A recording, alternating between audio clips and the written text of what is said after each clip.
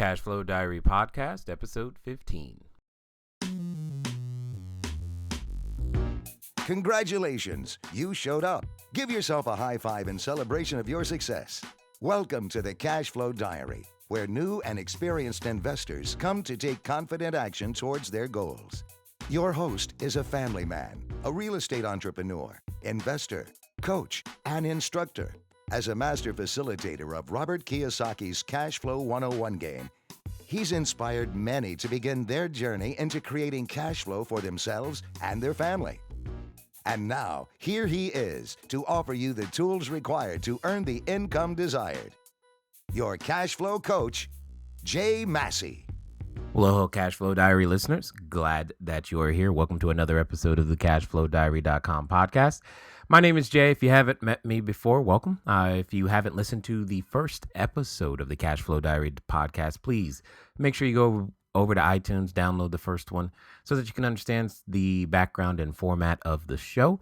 And while you're looking for free information, make sure that you get over to CashFlowDiary.com. We have our free ebook. It is Investing Made Easier. It is for wholesaling. Wholesaling is simply a process that teaches and allows individuals like yourself and me to go out there and purchase real estate at a discount, sell it at a discount, earn a fee in the middle, and do that so quickly. I mean, in my real estate career, I've been known to do these types of transactions in 72 hours or less and earning thousands of dollars in the process.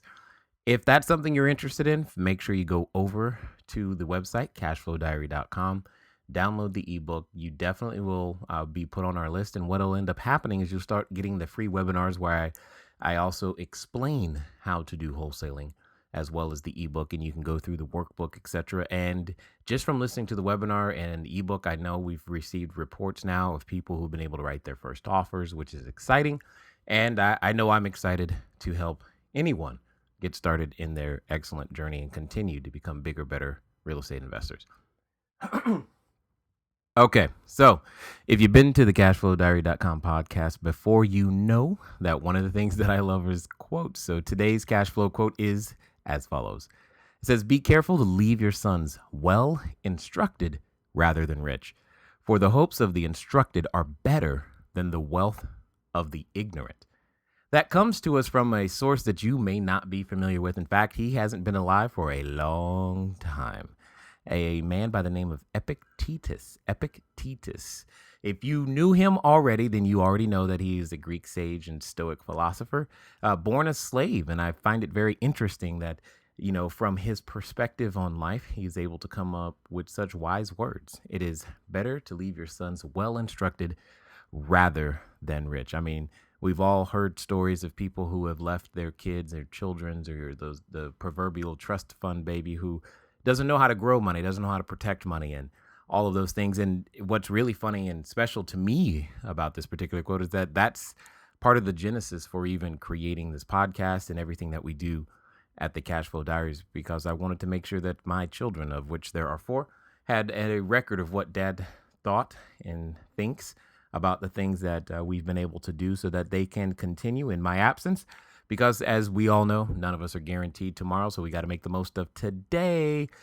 And that's exactly what I want to do today. Today, we're going to talk about the 5 essential ingredients to building your wealth. And I want to make sure that you have those. So make sure that you have your notepad, your pens.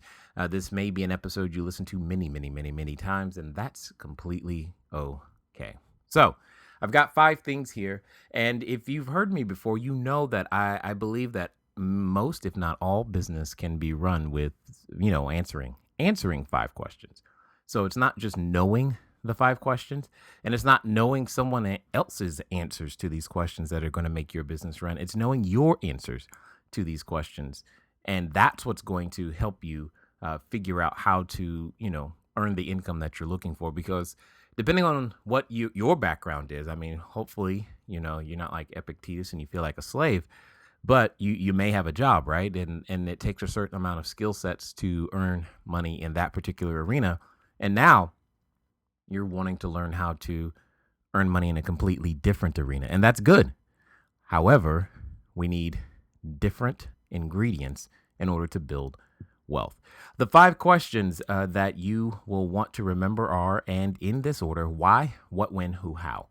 Why, what, when, who, how. They're one word questions. And if you can remember them in that order and answer them all the time, you'll be able to be very, very effective, in my opinion, at growing your business, leading people, especially as your business grows, and inviting new people in to the mission and team that it is that you are, conducting in order to achieve the goal that you're after. So, what I'm going to do is I'm going to give you some specific instruction on these 5 questions, and most importantly, how you can answer them.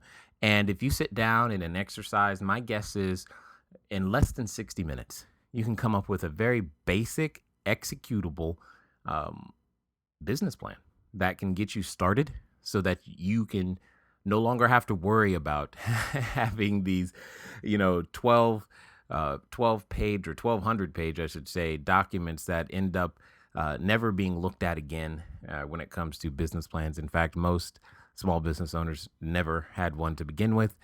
You just go out there and you start doing what you know how to do. So, to give you some framework for this, for your business, that's where these 5 questions or these 5 essential ingredients come from, and they pretty much dovetail with answering parts of these questions. So, the first thing that you must answer, as I've said before, is the why. Right? You've got to have a desire, and that's the essential ingredient that answers the why question. Why do you have to do what it is that you're doing? See, as humans, we all take the path of least resistance.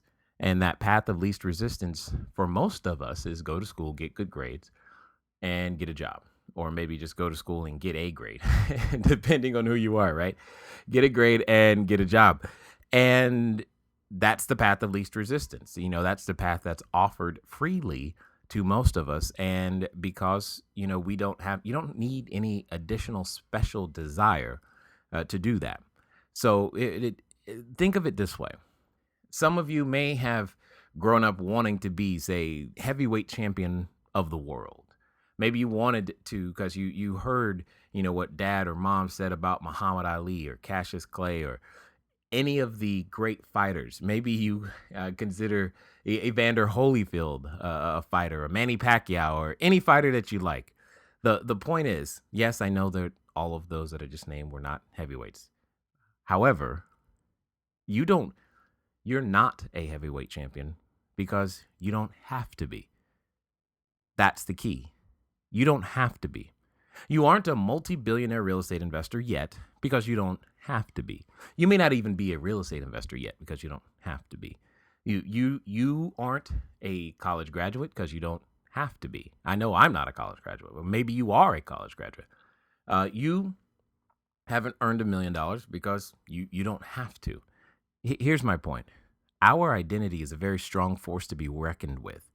And until you or I have to be something, we usually won't be. We won't go out there. Our desire isn't large enough to actually go out there and face the challenges, to swim upstream, so to speak. And environment conquers our will more often than not. And we must learn how to swim upstream in various ways. And part of that is giving ourselves an understanding as to why do I have to do this? If you've listened to episode 1, you understood some of the reasons why I feel that I have to do what it is that I do over here at the CashFlowDiary.com, why I must invest time with you and everyone, everywhere I go, either on stage or in videos and all the other stuff. I have to. It's not because I just want to. Now, the good thing is that I enjoy all this. I had a podcast listener write in last week. He said, it sounds like you enjoy every bit of what you do. And he's absolutely right. I feel very, very fortunate to enjoy what I do. Yeah, I mean, because there was definitely a time in my life for a number of years where I didn't, and it wasn't fun. Here's the point, though. Until we see ourselves as that something that we're looking to become, nothing changes. Until I saw myself as a real estate investor, nothing changes. The habits, the actions, the thought patterns, all those things started right there in that desire. I had to have a reason to do the extra work. It's been said before that there's no greater work than man shrinks back from than thinking. And, I kind of think that's true because we can find our ways over to various forms of entertainment that take up the time that we would ordinarily spend or invest, I should say, thinking and cultivating that desire and making it a burning have to. So think of it this way. Would you eat if you didn't have to? I know for me, there are many times where I can forget because I just get so focused on what it is that I feel like I have to do that if I didn't feel hungry, I wouldn't eat.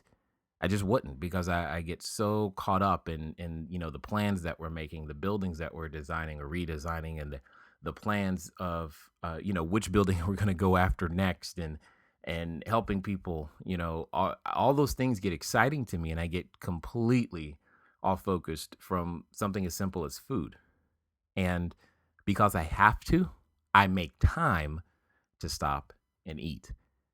And when you have to, you'll make time to do the work that needs to be done in terms of thinking about what you want, the why, what, when, who, and how that we're getting ready to go through. This desire, by far, is the I'll say, most important part. And without it, I can't give you anything else. I can't give you the rest of the techniques and content. It's irrelevant if you don't bring this one to the table. So you've got to do this part. The rest, I we can help you with. And you say, well, my desire isn't that big. I don't have to. And I understand that. And maybe then your desire needs to be something that's outside just you. Maybe it's a mission. Maybe there's a cause that you're seeking, and that'll help motivate you. And when you see that, instead of saying someone should do something about it, you become the someone that does something, and then take that challenge on and let that be the reason. Once you've got the desire, the next thing you need is what I call a blueprint, using a real estate term there, blueprint. A plan or business plan, more popularly said, is what most people think about. And when I say business plan, as I said before, I'm not talking about that 80 or 1,200 pages of useless dribble that has mission statements and all this other stuff that you never look at again. I'm talking about what are you going to do and when are you going to do it? Simple, keeping it very simple. I'm As I've said before, having not gone to business school, I had to keep and still like to keep things simple because simple is usable and it's executable. Simple can be communicated to other people. So remember, the questions are why, what, when, who, and how. And when you have this blueprint, it says, what are you going to do? When are you going to do it? Period. And here's one of the unique things that I've learned. When we grow up in an environment that doesn't necessarily show us blueprints, we don't know how to create one. And it can be challenging to learn how to seek the information necessary that we need in order to even create the business plan. And one of the things that I love is that about business in this process is the fact that just simply learning how to find what it is that you need is a skill set in and of itself. And that's one of the things I like about, podcasting and all this other stuff that we get to do, is that we hopefully are answering some of those questions. How do I put together a very simple business plan to take action? Now, one of the cool things about getting a blueprint is that blueprints don't have to be original. They just have to be executable. You just have to be very clear on what it is you're going to do and when you're going to do it.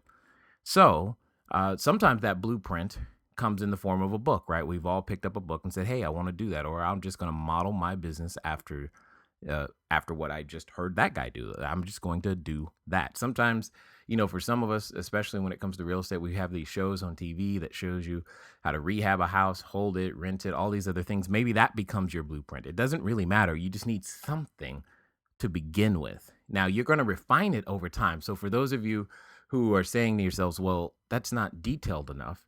Okay, fine. Refine it over time. My concern is more that you take action than you have a very pretty, perfectly T-squared blueprint to begin from.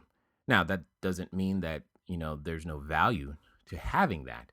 But if you've invested more time in creating the blueprint than you have taking action, that's the concern that I have, because you're concerned about getting it right more than you are concerned about going out there and taking action.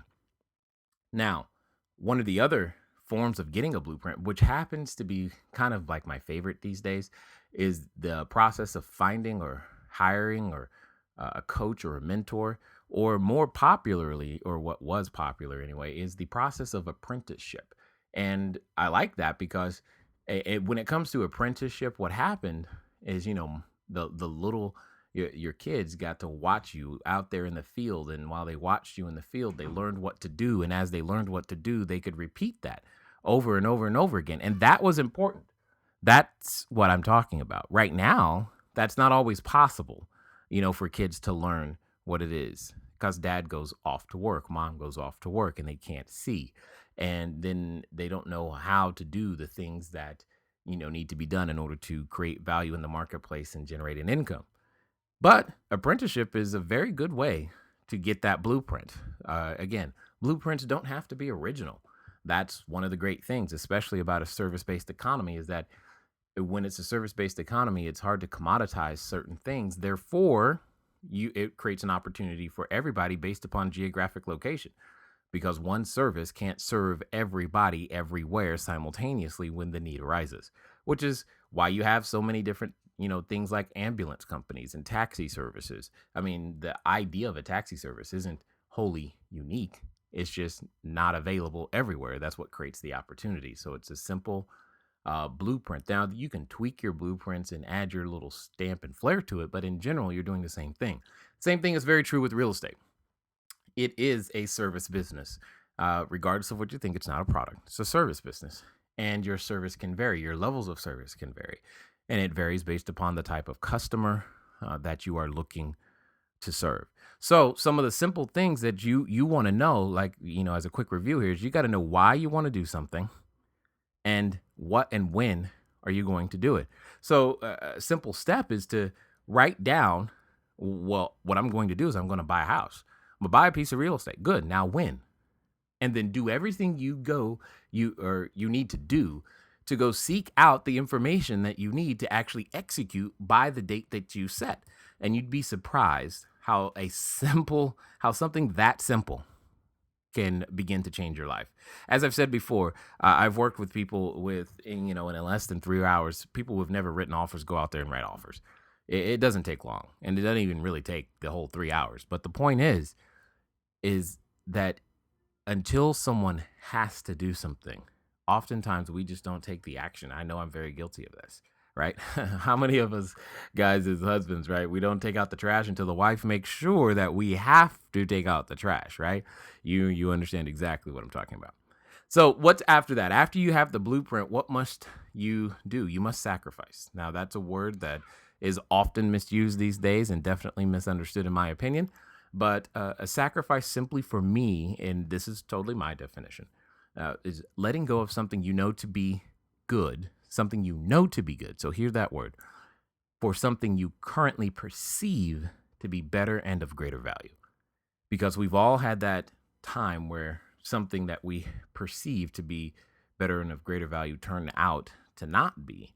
However, that doesn't remove the requirement of sacrifice. You still must do that. So what does that mean? That means that you should have a consistent calendar and or schedule for things like networking events, a prospecting plan, creating value sequences if you're trying to market yourself online with videos and podcasts and all the other stuff, so that your buyers and sellers can understand who you are, so that they can find you and that you do something of value for them. You got to ask yourself this question. What are you willing to give up so that you can earn the right to receive? See, this concept of sacrifice has nothing to do with entitlement. Because you choose to develop your business plan, listen to this podcast, do the things, maybe it could be something as simple as actually reading the ebook that we created for free on wholesaling and then committing to doing the exercises, one afternoon. So instead of going out to the movies with your friend, what you've decided is that you're going to do that. And that could be great for you, but that's the concept. And you've got to continue to do that for a long enough time. How long? Until it works. How long is that? Don't know. It's different for all of us. The point is you got to be willing to do it until it works. Okay, so we're going to take a break for a second before we get to the next two things, the next two essential ingredients that you must have in order to build wealth. And we're going to talk about our cash flow question. The last time I remember writing down a question was the following. It was, what is the number one skill all entrepreneurs must master? The answer, of course, is sales. And I've got an announcement here before I get to this week's question. So hopefully those of you who are listening and downloading first, you'll get the biggest and best advantage. And if you're hearing this now, it tells you need to be able to listen and download first. What we're going to do is following. I am coming out with a book. If you've been over to the website, you've probably seen a pop-up or something talking about it. And what I'm going to do is for the first, hear me clearly, for the first three correct answers, the first three correct answers that come in via email only, I will be giving a signed copy of the book. So normally we're only going to give away one, but since this is the first time that we're doing this, the first three correct answers that come in to cashflow question at CashFlowDiary.com to the following question, this is what we will do. And we will have a cash flow question from time to time, if not all the time, so that if you do not or unfortunately unable to get in as the first three this time, you will have another chance. So make sure that you have your emails ready. Bring out your phone so that you can answer the following question. What is the process of anticipating and arranging for the disposal of an estate? What is the name of the process of anticipating and arranging for the disposal of an estate? There's a specific process, and at some point, once you own one piece of property, you should begin that process, if not sooner, and so that when things, end in the way that we all know that they eventually will, you have a way of making sure that your estate is disposed of properly. So write down that or write in your answer. Make sure that when you send in your answer, that you also send in your address, because otherwise it's going to be very difficult for us to mail you a copy of the book. It is currently scheduled for a fall 2013 release. So no, you won't get it immediately, but you will be put on the list to make sure that you get a signed copy of the book. It is, the title of the book, for those of you wondering, is The Cashflow Creation System, 10 Steps to Creating Wealth in Any Economy. So scheduled for fall 2013. And again, 3 people, send in the email and good luck. All right, let's get back to the next 2 ingredients. The next 2 ingredients are kind of tied together. But remember, we're still answering the questions: why, what, when, who, and how. And in this particular one, it's a word that it's very dear and close to my heart, but it's the one that separates the men from the boys, the big girls from the little girls, the ones who actually get there and the ones who don't. And it is the word commitment. And when I say commitment, I mean actually following through on the things that you said you were going to do, period. Part of that also is a commitment to personal development, commitment to gaining the skills that you need so that you can continue to stay inspired. I mean, there are many things to stay committed to, but you've got to be committed, most importantly, to the process, and understand that this is not a destination. This is part of your journey. This is one podcast episode that is part of your journey. And one of the things that has helped me to stay committed to this process is understanding this, is that there are 2 things that it is impossible to do simultaneously. You can't learn and, look good at the same time. If you've ever seen a human learn to walk, they don't look good while they're learning to walk, but they are learning. And once someone has learned something, that's about the time that they start to look good. That's when, the kids start saying, "Lay, mom, dad, look at me, look at me, look at me." They don't want you to look before then. And that's true for all of us. We don't like people to witness and watch our failures. We only want to show people the finished product. Unfortunately, that's not how it works. We've got to be willing to fail. And in fact, my opinion, one of the greatest obstacles to commitment is failure. And depending on how long you've been either in the school system or the corporate environment, not only have you been trained, but you've also been rewarded for making the fewest number of mistakes. In fact, experimenting is punished with being laid off, fired, or worse, emotional and mental criticism that sometimes come from ourselves. Understand this: without the commitment to this process, it won't matter. I like to tell my wife and others at the beginning, when you're new, you're going to make what I call expensive mistakes.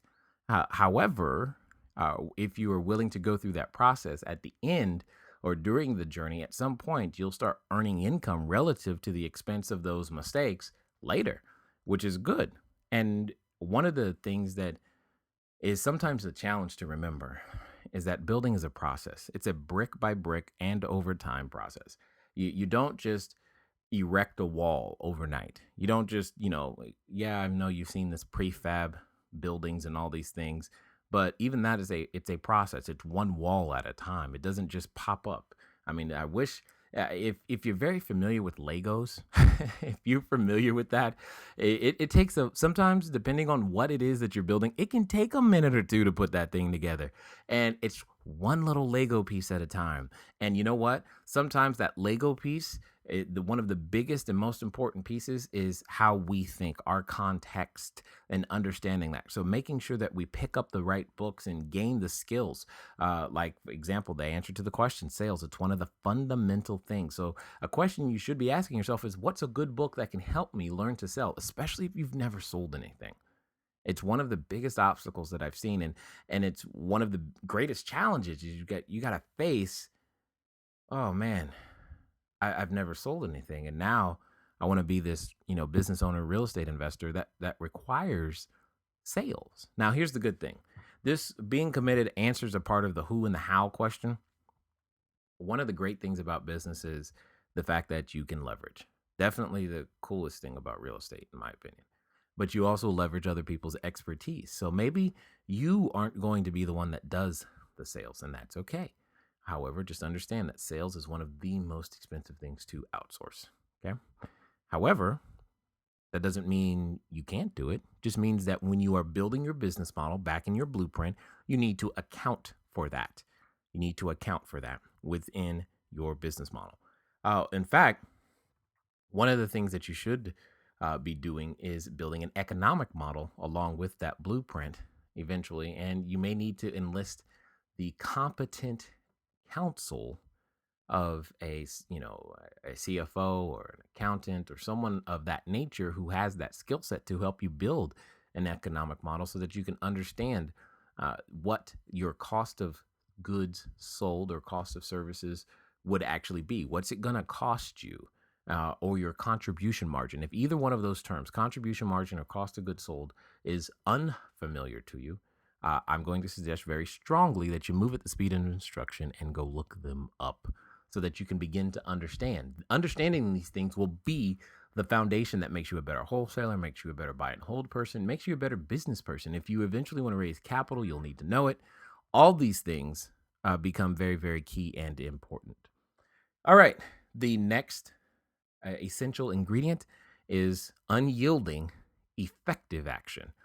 You got to do the right actions, do the right things long enough consistently. And here's the key word: track them. This squarely answers the how question, right? And when I say unyielding, nothing must get in the way. I don't know if you've ever had this experience, but when I say nothing must get in the way, think of it. Imagine, if you can, you were pregnant, hungry, and food was on the other side of the room. The most dangerous place to be would be between you and that food. And guys, you understand exactly what I'm talking about here. Standing in that path is a very, very bad place to be. But nothing is going to get in her way from getting that food, is it? Absolutely nothing is going to get in the way from you getting to your goal. See, oftentimes we take our eyes off our goals, and that's when we begin to see the obstacles. Secondly to that, when I say effective actions, they must have actions of impact. They must not just be busy work. Now, oftentimes when we're afraid, I know for myself, I can think back to times when I've been afraid of actually taking the action that needed to be done. I found other things to keep me busy. For example, rearranging your desk, right? Does your desk really need to be rearranged? I mean, the phone is on that side of the desk for a reason. It doesn't need to be on the other side of the desk. And if it does, don't do it now. Don't do it during the time of day when you should be contacting and inviting prospects so that then run out of time. Is during the day when you're actually intending on creating or providing the product or service that you're after, that's not the time to go pick up laundry. Yes, you are an entrepreneur, and yes, no one's telling you what to do and when to do it, but it takes an incredible amount of self-discipline to begin to get this skill. Some of the things that I do is that I use a daily tracker. I've used that in the past. I teach other people to use it so that you can track some of the basic things that you need to track. So here they are in no particular, well, actually kind of in an order. So the first thing that you need to track are new people that you come in contact with. Well, that by default means that you should have a goal of meeting new people consistently. See, your business needs people, but not any one person. But you need to make sure that you are unyielding and effective at meeting new people. After you've met those people, you must have a way of inviting them to something. Doesn't matter what, but they've got to be invited to something. Maybe it's one-on-one so that you can just show them what your opportunity is if you're trying to raise capital, or show them what the house that they could buy from you. It doesn't really matter. You must become unyielding and effective at inviting people to see what it is that you do. Now, here's the cool thing.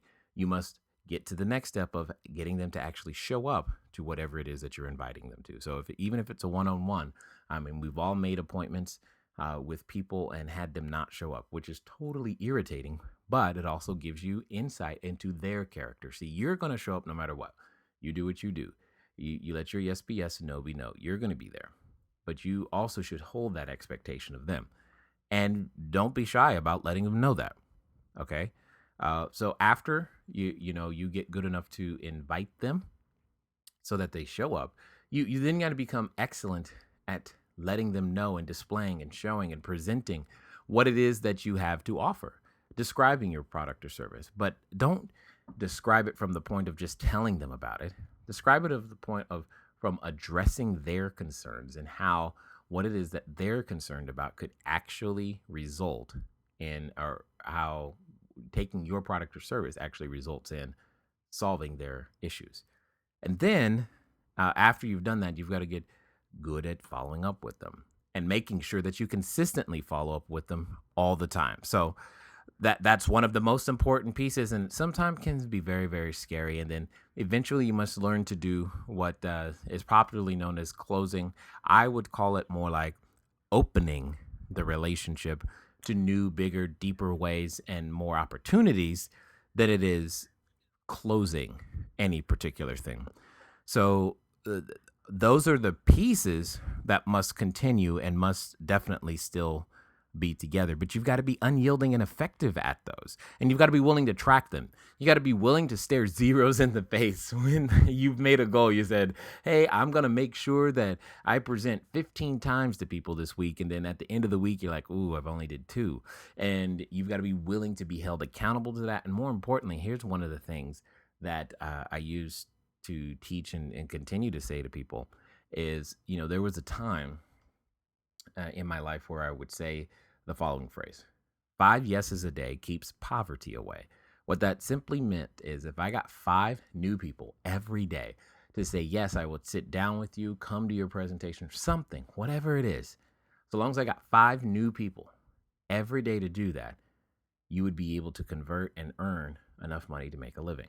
And it's very, very true if you continue to do that. Now, how you invite those people, that's where the creativity comes in. It's not that you don't have to do the work. You still have to do the work. The point is, just keep doing it. And one of the things to understand is that fear comes in various forms of disguises, and it gets easy without these tracking systems to say that I've been working. Well, if you've spent 8 hours and all you made was 2 phone calls, you'll see that on your tracking sheet. And it's a simple question. How long does it really take to make a phone call? I mean, even if they pick up and you answer and you talk for a while, how long does it really take? And you've got to be willing to hold yourself accountable, be held accountable to, especially if you're using a mentor or an apprenticeship program, that look, you just didn't work. And that's okay at the beginning. You've got to learn a new skill set and how to incorporate this into your life, thus far. And that's not always easy, but it can become more familiar. And the most important thing is that it prevents you from confusing activity with accomplishment. So, in closing, this is what I'd like to share with you. The above steps that we've outlined today, they're easy. However, something that is easy to do is also easy not to do.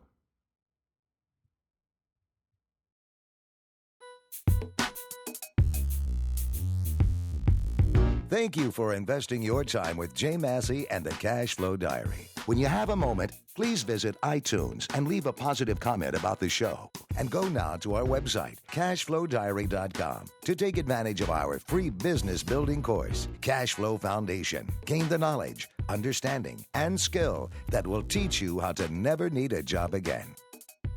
Until next time.